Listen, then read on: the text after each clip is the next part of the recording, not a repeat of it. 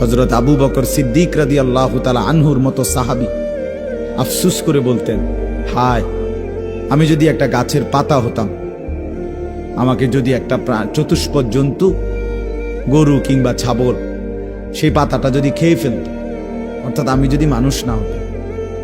অথচ কি পরিমাণ আমলের অধিকারী ছিল। হযরত ওমর রাদিয়াল্লাহু তাআলা আনহুর চেহারা কপালের দুই পাশ থেকে লম্বা অঝরে কান্নার কারণে দাগ পড়ে গেছিল। হযরত ওমর রাদিয়াল্লাহু তাআলা আনহুর ইন্তেকালের মুহূর্তে হযরত আব্দুল্লাহ ইবনে আব্বাস সাহাবী তিনি বলছিলেন, আপনাকে আল্লাহ তাআলা অনেক মর্যাদা দিয়েছেন, আপনি 10.5 বছর মুসলমানদের খলিফা ছিলেন, আপনার মাধ্যমে আল্লাহ তাআলা দিক দিগন্ত মুসলমানদের বিজয় দান করছেন। কত রাজ্য কত এলাকা আপনার এই 10 বছরে বিজয় হয়েছে। আপনার অনেক সম্মান, অনেক মর্যাদা, অনেক গুণ, অনেক বৈশিষ্ট্য। হযরত ওমর রাদিয়াল্লাহু তাআলা আনহু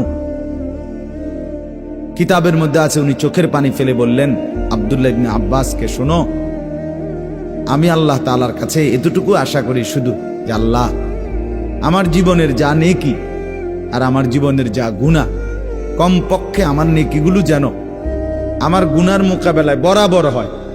অর্থাৎ এতটুকু নেকি যেন কমপক্ষে হয় যে গুনাহগুলোকে মোচন করে দেয়, নেকিগুলো দিয়া গুনাহগুলো যেন মিটে বরাবর হয়। এর দূরে যদি হয় তো আমি আল্লাহর কাছে সন্তুষ্ট নিজেকে মনে করি, আমার এর দূরে সারব। অর্থাৎ নিজের এই বিপুল পরিমাণ নেক আমলকে কিছুই মনে করেন, সামান্য। তা আমাদের পুঁজি কোথায়? আমাদের এই শুক্রবারের শুধু সপ্তাহে একদিনের জুমার নামাজ, এটাই আমাদেরকে জান্নাত এনে দিবে, ঠিক না?